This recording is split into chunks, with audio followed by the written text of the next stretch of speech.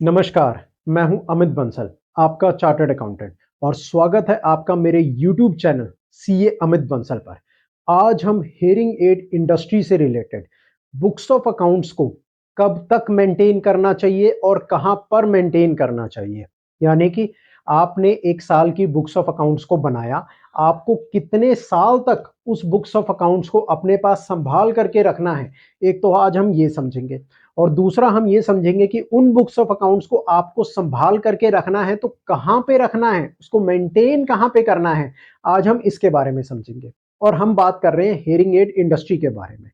अब books of accounts को लेकर के ये डिपेंड करता है कि आप प्रोप्राइटर हैं, पार्टनरशिप फर्म में हैं, या एचयूएफ हैं, या एलएलपी के अंदर काम कर रहे हैं, या लिमिटेड कंपनी के अंदर काम कर रहे हैं, प्राइवेट लिमिटेड कंपनी के अंदर काम कर रहे हैं।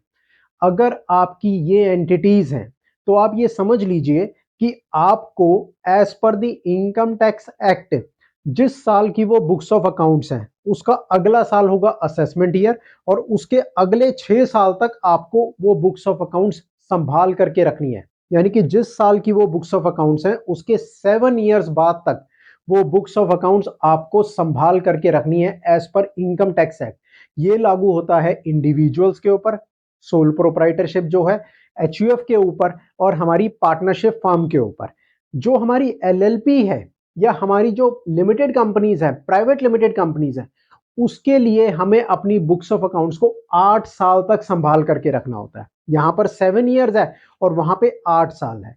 अब आपको समझ में आया कि हमें कितने टाइम तक ये बुक्स ऑफ अकाउंट्स को संभाल करके रखना है। अगर किसी साल को लेकर के आपके पास किसी भी डिपार्टमेंट का नोटिस आया हुआ है या कोई असेसमेंट आपकी पेंडिंग चल रही है या आपका कोई केस चल रहा है कोर्ट के अंदर, हाई कोर्ट में, सुप्रीम कोर्ट के अंदर या ट्राइब्यूनल में आपका कोई केस चल रहा है, तो उस साल से रिलेटेड कोई भी बुक्स ऑफ अकाउंट्स आपको नहीं खत्म करनी। आपको वो बुक्स ऑफ अकाउंट्स तब तक संभाल के रखनी होगी जब तक आपका वो मैटर रिजॉल्व नहीं हो जाता, चाहे वो 10 साल लगे चाहे 15 साल लगे। तो दोस्तों, आपको अपनी बुक्स ऑफ अकाउंट्स को बहुत संभाल करके रखना है। अब आपको अपनी बुक्स ऑफ अकाउंट्स को रखना कहां पर है, जगह भी तो पता हो मुझे। मैं अपने घर पे रख सकता हूं, बिजनेस पे रख सकता हूं, अपने किसी वेंडर प्लेस पे रख सकता हूं, मैं अपने किसी एम्प्लॉय के घर पे रख सकता हूं। कहां पे रखना है मुझे उन बुक्स ऑफ अकाउंट्स को?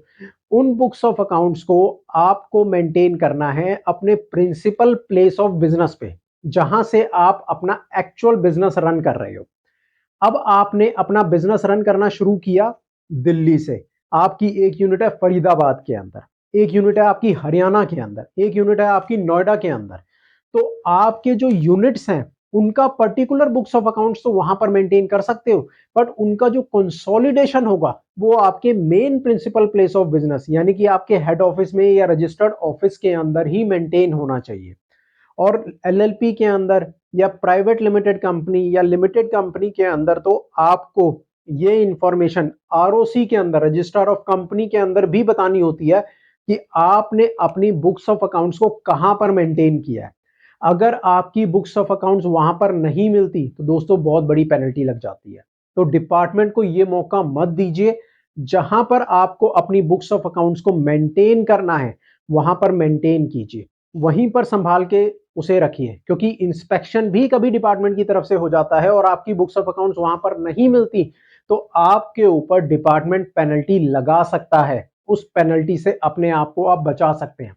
अब काफी सारे हेयरिंग एड इंडस्ट्री के अंदर जो बिजनेस पर्संस हैं जो मुझे मिलते हैं वो ये कहते हैं, सर हमारी मैक्सिमम ट्रांजैक्शन बैंक अकाउंट के थ्रू है, हम अपना सेल का बिल प्रॉपर काटते ही हैं, हमें परचेज के इनवॉइसेस, परचेज के बिल्स भी हमें प्रॉपर मिल जाते हैं, खर्चों के बिल्स भी हम प्रॉपर मेंटेन कर लेते हैं, तो इससे ज्यादा हम बुक्स ऑफ अकाउंट्स क्या मेंटेन करेंगे, सब कुछ हमारा सॉफ्ट कॉपी में है। देखिए, आपने अलग अलग चीजों को अलग अलग जगह रखा हुआ है। सबसे पहले तो आप उन्हें एक जगह पे ले आइए, अपनी प्रॉपर बुक्स ऑफ अकाउंट्स को मेंटेन कीजिए, बनाइए, प्रिपेयर कीजिए। उसके बाद उन बुक्स ऑफ अकाउंट्स की एक कॉपी को आप प्रिंसिपल प्लेस ऑफ बिजनेस पे भी रख छोड़िए, ताकि आपके कॉम्प्लायंसेस 100% कंप्लीट रहेंगे। अदरवाइज डिपार्टमेंट आपको नोटिस भेज करके आपको पेनलाइज भी कर सकता है।